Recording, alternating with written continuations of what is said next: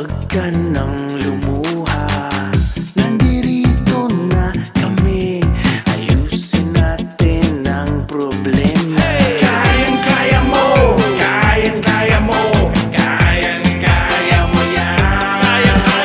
Kayang-kaya mo, kayang-kaya mo, laban lang. Kayang-kaya mo yan. Kayang-kaya mo, kayang-kaya mo, kayang-kaya mo yan. Kayang-kaya mo, kayang-kaya mo, laban lang. Itong programang Kaya Mo Yan sa DCRH at kasama natin siyempre, bababatiin natin partner Cory. Good afternoon. Magandang hapon, partner Ricky, at isang hindi paulan, pero sana talagang sunny day para sa ating lahat itong weekend na ito. Mukhang palayo naman si Typhoon Inday, no?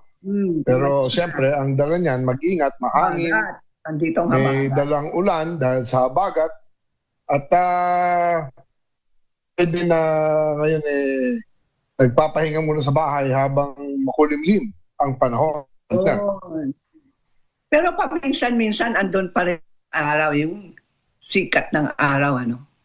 Well, hindi Yeah. naman talaga mawawala yan, pero ang sikat ng araw hindi nawawala, pero yung wifi signal ni Emer nawawala. Oo nga. Saan siya? Nasa bundok bandang Tagaytay Kung saan man siya siyempre mamaya makakasama natin yan. Pero itong past week nag-umpisa na yung impeachment. No? Hindi ko akalain 3 araw lang pala sa isang linggo yan. 3 times a week. Okay. Pero hindi ganun kabilis yon. Kasi nga, 3 times a week lang dahil may session pa. Nakita naman natin na kung ano ang magiging mga issue. No? Nasa first article pa lang ito Nasa first pa lang. So medyo matagal. Nung una, interesado manood. Pero nung bandang huli, ulit-ulit Di ba? Masyadong technical kasi, partner. Oo. So, after a while, away abogado na lang di ba? At hindi ko maintindihan kung anong ginagawa ni Senator Win Gatchalian dun sa taas. Marami nagtatanong. Pinanood mo, partner. Segments, hindi ako nakababad. Pero yung mga segments, pinapanood ko when I have a chance. Pero sabi nga natin this is battle, it's a legal battle, it's a political battle. And malalaman natin kung anong mangyayari dyan. Kasi medyo aabutin daw ng 7 months Lampas ng Christmas yan. Lampas ng Pasko. Oo, lampas ng 7 months. So, at it will take a while. Kasi siyempre, magpe-present yung prosecution, sasagot ang defense, hindi naman napaparesent yung ipe-present ang prosecution. Hindi naman palulustin ng prosecution yung ipe-present ang defense. So, Pero partner, maraming nalilito sa ano ba talaga ang kailangan ng Senado? Ilan ba sa majority? well, as presiding officer, binanggit na ni Senator Chis Escudero na batay sa konstitusyon, 16 to impeach. Meron bang 16? Hindi. Whether may 16 or hindi, ang sinasabi niya, to impeach, you have to have 16 votes. Okay. Now, itatsa sa Supreme Court yan, siguro. Alamang, nababasa ako mga maraming legal opinion ngayon. Kahit hindi lawyer, legal na rin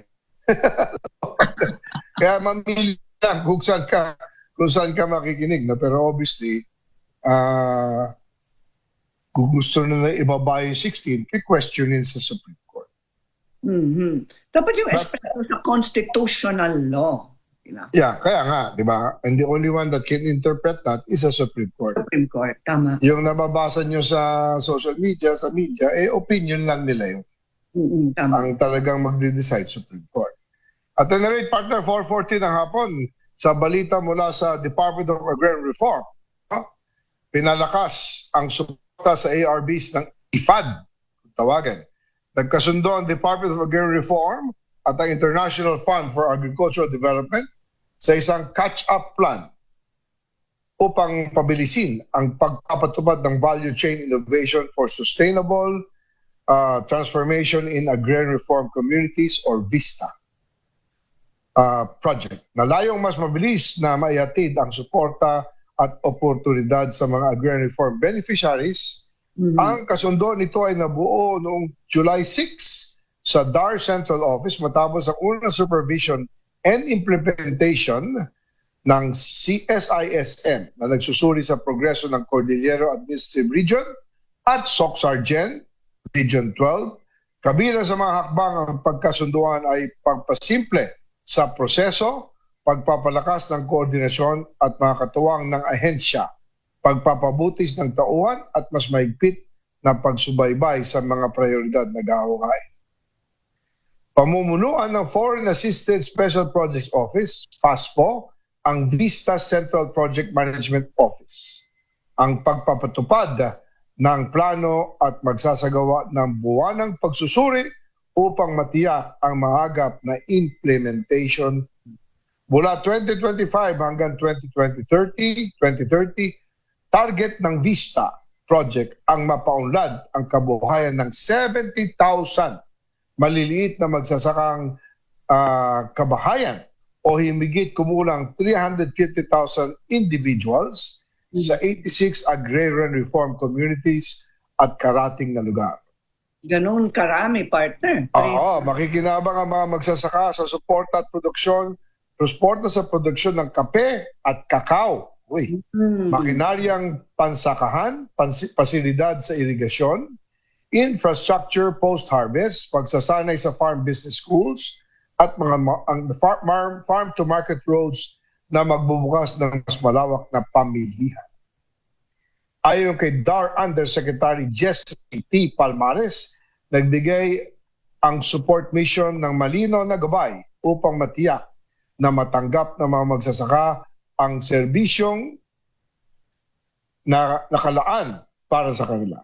Mas malinaw na namang nakita kung ano ang mga nagawa at kung ano ang dapat gawin upang mapabilis ang pagpatupad ng VISTA project. Sa pamamagitan ng mas matibay na koordinasyon at agarang pagsunod sa mga rekomendasyon, mas maihatid natin ang mga